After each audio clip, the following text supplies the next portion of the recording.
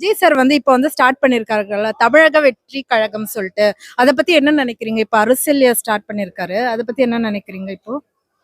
அவர் வந்து இப்போ வந்து எல்லாம் நல்லது செய்கிறேன், அதை செய்கிறேன், இதை செய்கிறேன். அவரும் பணம் பார்த்தோன்னா அவரும் தான் அதுமாரி செய்வார். யாருக்கும் ஒன்றும் இல்லை, எல்லாருமே தான் அவரும் வந்து ஆட்சியில் வந்து பூந்து பார்த்தா தான் தெரியும். ஆட்சியில் நடத்துகிறவங்களே ஓரமாக ஒதுங்குறாங்க.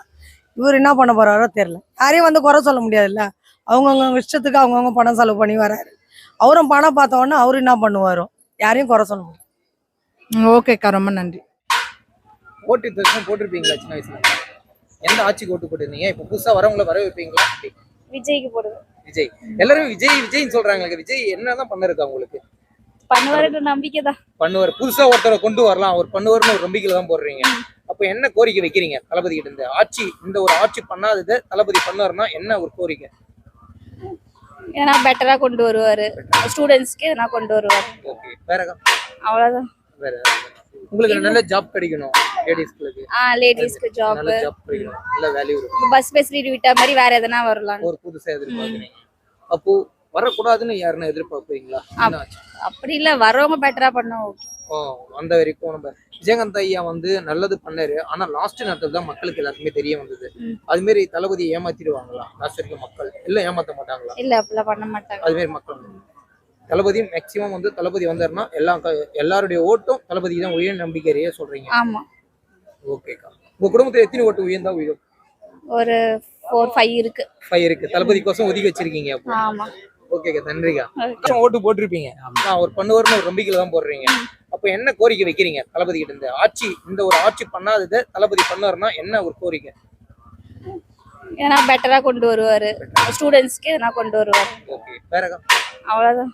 வேற உங்களுக்கு நல்ல ஜாப் கிடைக்கணும், லேடிஸ்களுக்கு. லேடிஸ்க்கு ஜாப், நல்ல ஜாப் கிடைக்கணும், நல்ல வேல்யூ இருக்கும். பஸ் ஃபெசிலிட்டி விட்ட மாதிரி வேற எதனா வரலாம். ஒரு புதுசா எதிர்பார்க்குறீங்க. அப்போ வரக்கூடாதுன்னு யாருன்னு எதிர்பார்ப்பீங்களா? அப்படி இல்ல, வரவங்க பெட்டரா பண்ணுவோம். அந்த வரைக்கும் நம்ம விஜயகாந்த் ஐயா வந்து நல்லது பண்ணாரு. ஆனா லாஸ்ட் நேரத்துல தான் மக்களுக்கு எல்லாருக்குமே தெரிய வந்தது.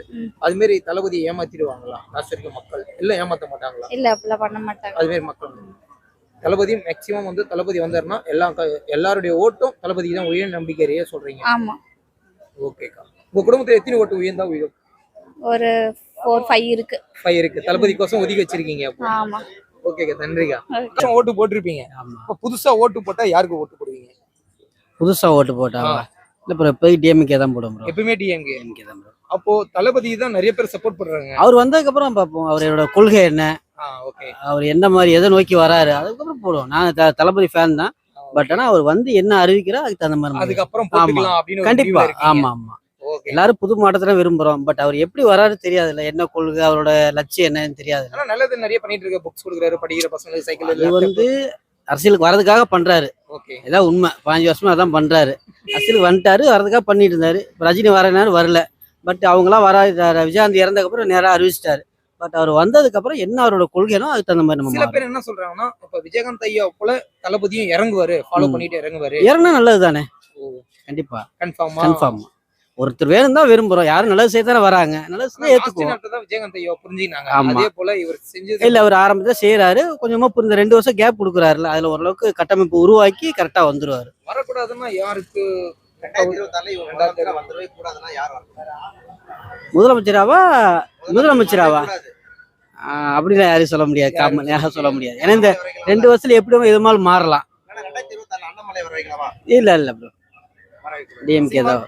நோ, அவர் வந்து பேசுற லாஜிக்கலாம் பேசுறது ஓகே, பட் அதெல்லாம் நடைமுறைக்கு ஒத்து வராது. ஓ, சீமான் ஆமா, டிஎம்கே தான். ஓகே, நன்றி.